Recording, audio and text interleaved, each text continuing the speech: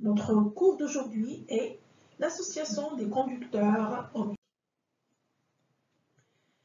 Un conducteur ohmique, comme vous avez vu au collège, ce sont des récepteurs électriques. Leur symbole est sous forme d'un rectangle.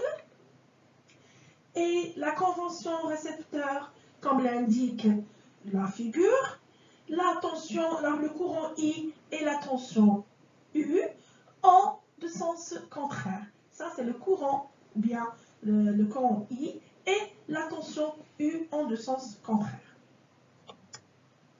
La caractéristique d'un conducteur ohmique est la droite passant par, c'est une droite, bien sûr, c'est une droite, passant par l'origine, qui représente un conducteur, cette droite représente la caractéristique du conducteur ohmique. Alors, cette caractéristique, c'est une droite qui a un coefficient directeur. Cet coefficient directeur représente ce qu'on appelle la résistance R. Alors, la résistance R, c'est la pente ou bien le coefficient directeur de la droite. Et on vous avait vu aussi la loi d'Ohm. La loi d'Ohm, qu'est-ce qu'elle dit? La loi d'Ohm dit que la tension aux bornes d'un conducteur ohmique de résistance R, traversée par un courant d'intensité I, est proportionnelle à I. Et bien sûr, on va l'écrire U, ça c'est la tension, égale à R, la résistance, fois I, l'intensité. Le U, la tension est en volts, le R est en ohm, s'exprime en ohm, et I en ampères, bien sûr, l'intensité du courant s'exprime en volts. Maintenant, on va parler de la conductance. Qu'est-ce que c'est que la conductance? La conductance G d'un conducteur ohmique est l'inverse de la résistance, c'est-à-dire 1 sur R. On écrit G est égal à 1 sur R. Et d'après cette loi d'Ohm, on trouve que 1 sur R est égal à I sur U. Bien sûr, I égale à G fois U. La conductance G dans le système international, son unité est le Siemens, S. Alors maintenant, on va parler de la résistance d'un fil métallique. Un fil métallique aussi a une résistance qu'on va calculer, qu'on va trouver qui est petite, mais ça existe. Et on va la calculer par une relation, c'est cette relation. Qu'est-ce que c'est cette relation? On a la résistance R d'un fil, d'un fil métallique, dépend de la longueur du fil et de sa section. Ça s'appelle la section. Et ça, c'est la longueur. Elle est donnée par la résistance égale à ρ fois L sur S. C'est quoi ρ? ρ est appelé résistivité du conducteur. Il varie avec la nature du métal qui constitue le conducteur, c'est-à-dire les métaux qui constituent le fil, et avec la température, et il est exprimé en ohm par mètre, en fois mètre. Un ohm mètre. Alors, par exemple, la résistivité du cuivre égale à 1,7 10 à la puissance moins 8 en mètre. Et la résistivité d'argent égale à 1,6 10 à la puissance moins 8 en mètre. Et quand vous constatez que ce sont des nombres très petits, qu'on peut même les négliger.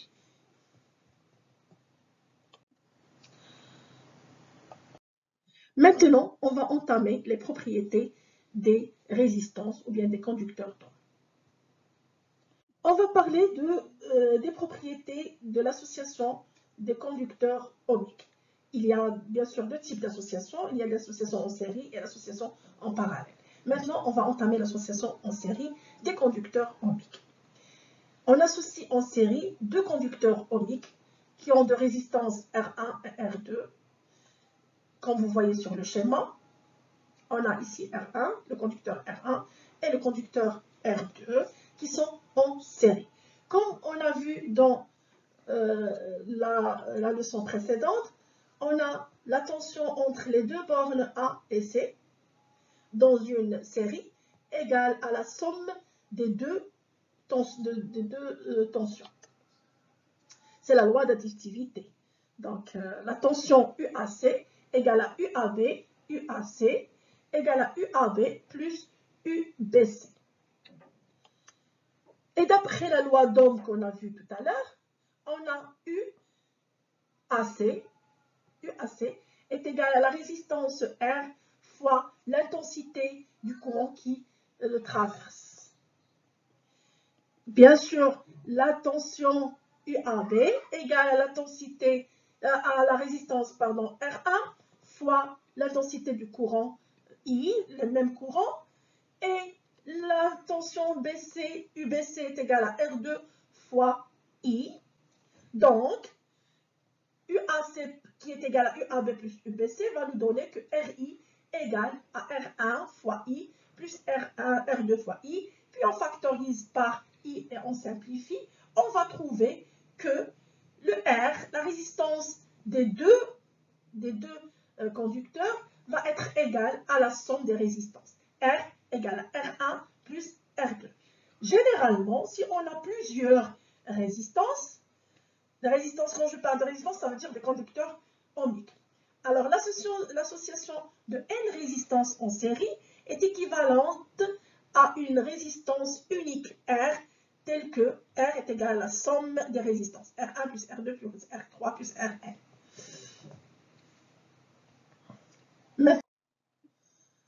L'association en parallèle.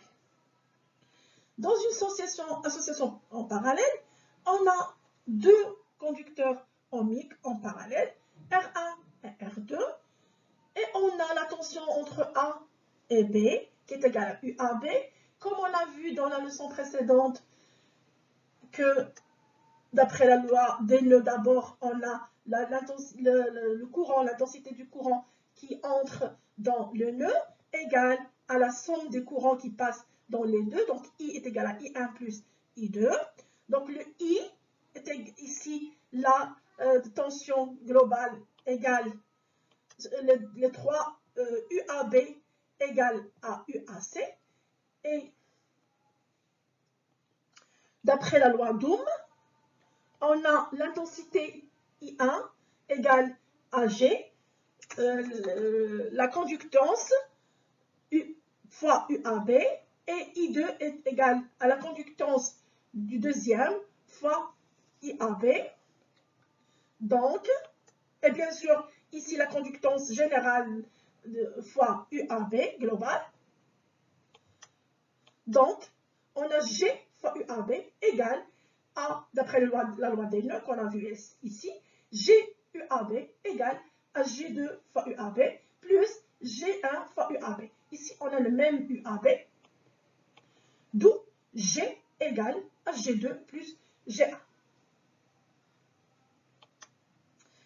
Ou encore, le 1 sur, parce que le G c'est l'inverse de la résistance, alors 1 sur R égale 1 sur R1 plus 1 sur R2. En conclusion, l'association de N résistances en parallèle est équivalente à une résistance unique R, telle que 1 sur R est égal à 1 sur R1 plus 1 sur R2 plus 1 sur jusqu'à 1 sur Rn.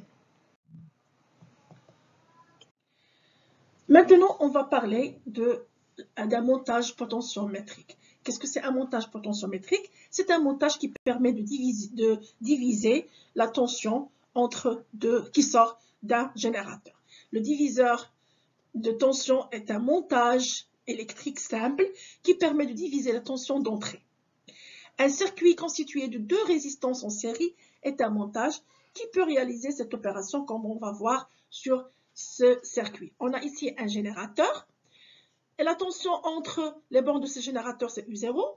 On a deux résistances R1 et R2, le courant c'est I. On va calculer, on va trouver la tension U en fonction de U0 et de R1 et de R2 comme suite. D'après la loi d'additivité, on a le U0 est égal à U1, c'est la tension entre les bornes de R1, et U2, c'est U0, c'est U, c'est le U ici en vert. Et d'après la loi d'Ohm, dit que U0 égale à R1 fois I plus R2 fois I. Et bien sûr, ici on va factoriser par I, on va trouver R1 plus R2 fois I. De la même façon, on va trouver que U, qu'on cherche, égale à R2 fois l'intensité I. Si on met un rapport d'après ces deux égalités, on va faire le rapport entre eux, l'égalité 2 sur l'égalité 1. On va trouver que U sur U0 égale à R2 sur R1 plus R2. Et d'après les lois de proportionnalité, on trouve que U0 égale à R2 sur R1 plus R2 multiplié par le U0. Donc, on a pu diviser la tension avec un montage très simple de deux résistances et qui s'appelle le montage potentiométrique.